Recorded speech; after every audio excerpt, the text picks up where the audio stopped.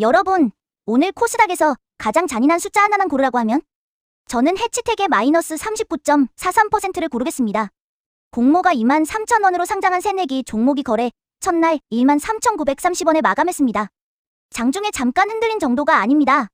하루 만에 공모가 대비 9,070원이 사라졌고 종가 기준으로 공모주 한 주를 받은 투자자는 약 39%의 평가 손실을 떠안았습니다.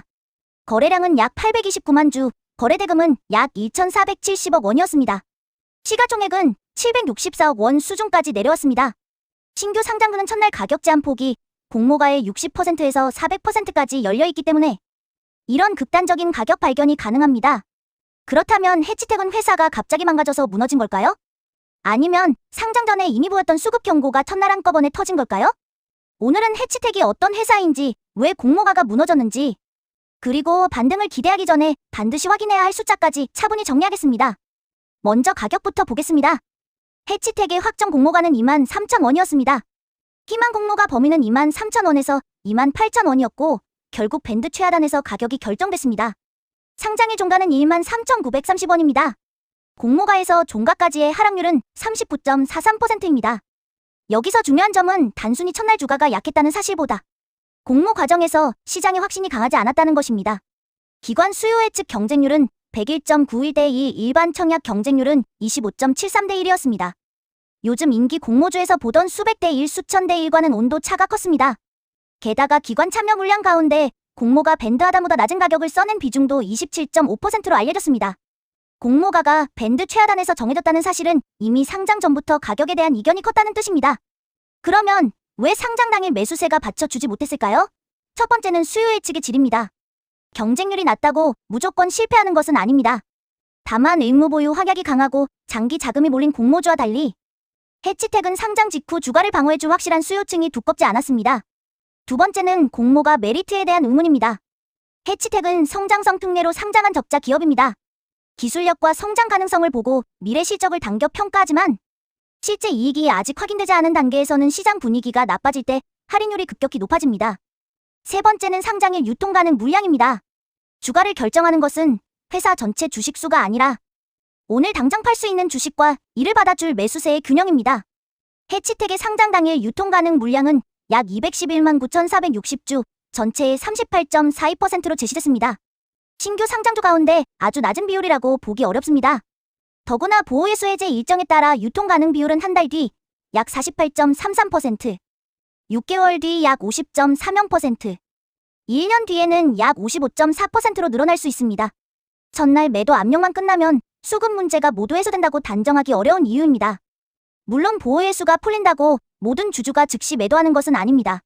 하지만 시장은 실제 매도보다 잠재 매도 가능성을 먼저 할인합니다. 특히 첫날 공모가가 무너진 종목에서는 공모주 투자자의 손절 물량, 기존 주주의 차익 실현, 저가 매수세가 동시에 충돌합니다. 그래서 단순히 많이 빠졌다는 이유만으로 바닥을 예측하기가 어렵습니다. 이제 회사의 본체를 보겠습니다. 해치택은 2017년에 설립된 팹미스 반도체 기업입니다. 공장을 직접 보유하기보다 센서 반도체를 설계하고 생산은 파운드리와 후공정 업체에 맡기는 구조입니다. 핵심 제품은 자기장의 변화를 감지하는 마그네틱 센서 집적 회로입니다. 스마트폰이나 웨어러블 기기의 덮개가 열리고 닫혔는지, 기기의 방향이 어떻게 바뀌었는지, 카메라 모듈과 각종 전자장치의 위치가 어디인지 파악하는데 이런 센서가 사용됩니다. 회사가 제시한 2025년 제품별 매출 비중을 보면 지자기 센서가 63.7%, 디지털 마그네틱 센서가 31.6%, 아날로그 마그네틱 센서가 약 1%, 온습도 센서가 3% 수준입니다. 반올림 차이와 기타 항목이 있을 수 있지만 매출 대부분이 자기 센서 계열에 집중돼 있다는 점은 분명합니다. 기술 이력은 눈여겨볼 만합니다. 회사 경영진과 핵심 인력은 LG반도체, 하이닉스, 매그나칩으로 이어지는 국내 시스템 반도체 경험을 보유한 것으로 소개됐습니다. 해치택은 연간 약 2억 개의 센서 칩을 생산할 수 있는 공급 체계를 구축했고 누적 출하량은 7억 개를 넘겼다고 설명합니다. 삼성전자뿐 아니라 오포와 비보 등 글로벌 스마트폰 제조사를 고객군으로 확보했고 국내 주요 스마트폰 고객사 내 점유율이 2022년 0.3%에서 2025년 43%로 확대됐다는 회사 측 설명도 나왔습니다. 여기까지만 보면 작은 팹미스가 양산과 고객 인증을 모두 통과해 실제 매출을 만들어냈다는 점은 분명한 장점입니다. 연구개발 단계에만 머문 반도체 스타트업과 달리 납품 이력이 있다는 것이죠. 좋은 기술과 좋은 주식은 같은 말이 아닙니다. 해치텍의 2025년 매출은 약 140억 7,800만 원이었고 영업손실은 약 23억 9,500만 원이었습니다. 매출 규모가 아직 작고 적자가 이어지는 상황에서 상장 전 기업 가치와 공모가가 미래 성장을 어느 정도 선반영했는지가 핵심입니다. 스마트폰 센서 매출은 고객사의 출하량과 제품 채택률에 영향을 받습니다. 한두 고객사의 주문이 줄거나 스마트폰 교체 주기가 길어지면 실적 변동성이 커질 수 있습니다. 동시에 팹리스는 연구개발비를 계속 투입해야 하고 제품 인증과 고객 확보에 시간이 걸립니다. 매출이 늘어도 연구개발비와 판관비를 감당하며 흑자로 전환하는 시점이 늦어지면 투자자가 적용하는 할인율은 높아집니다. 그렇다면 성장 스토리는 무엇일까요? 회사는 스마트폰 중심의 센서 공급에서 자동차, 로봇, 데이터 센터, 전기차로 적용처를 넓히겠다고 밝혔습니다. 자기 센서는 모터의 회전 위치, 전류와 속도, 각종 기계 장치의 움직임을 비접촉 방식으로 감지할 수 있기 때문에 로봇과 전장산업에서 활용 범위가 넓습니다. 회사는 2030년 매출 764억 원을 목표로 제시했습니다. 2025년 매출 약 141억 원과 비교하면 5배 이상 성장해야 하는 공격적인 목표입니다.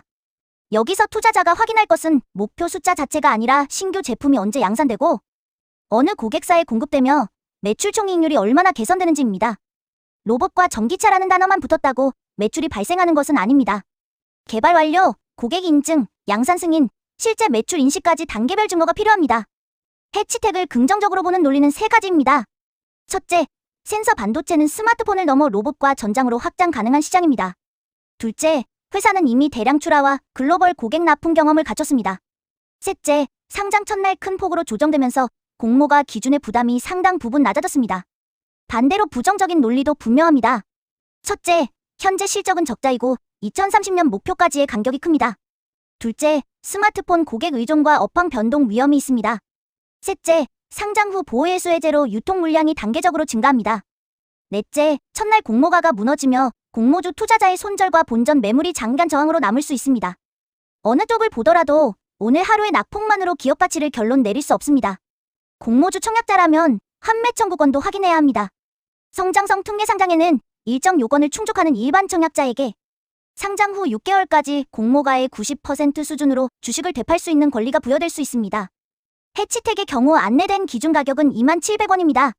다만 이 권리는 모든 시장 매수자에게 주어지는 것이 아닙니다.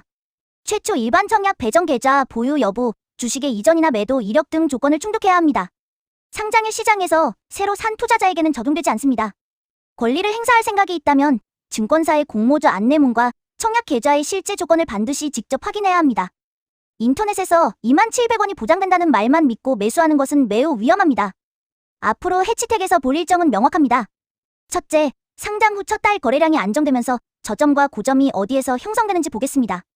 둘째, 1개월 보호예수 해제 전후로 유통 물량이 실제로 얼마나 늘어나는지 확인해야 합니다. 셋째, 분기 보고서에서 매출 성장과 영업손실 축소가 동시에 나타나는지 보겠습니다. 넷째, 로봇과 전장용 센서의 고객 인증이나 양산 수주가 구체적인 금액으로 공시되는지 확인하겠습니다. 다섯째, 특정 스마트폰 고객 의존도가 낮아지고 고객 포트폴리오가 넓어지는지도 중요합니다.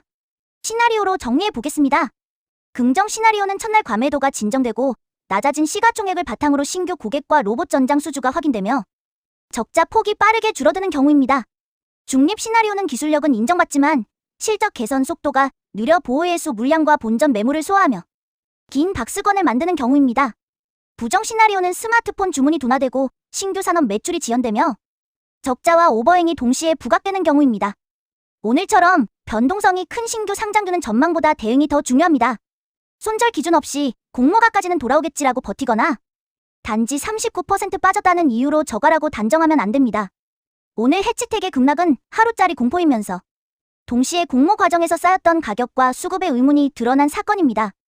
회사에는 실제 센서 양산 기술과 고객이 있습니다. 그러나 주식시장에서는 그 기술이 언제 이익으로 바뀌는지, 그 사이 늘어나는 주식 공급을 누가 받아주는지가 더 중요합니다. 해치텍을 볼 때는 공모가 23,000원이 아니라 현재 시가총액, 향후 매출과 손익, 유통 가능 물량을 기준으로 다시 계산해 보시기 바랍니다. 이 영상은 특정 종목의 매수나 매도를 권유하지 않습니다. 변동성이 큰 신규 상장주는 반드시 본인의 손실 감내 범위 안에서 판단하시기 바랍니다. 지금까지 주꿈이었습니다.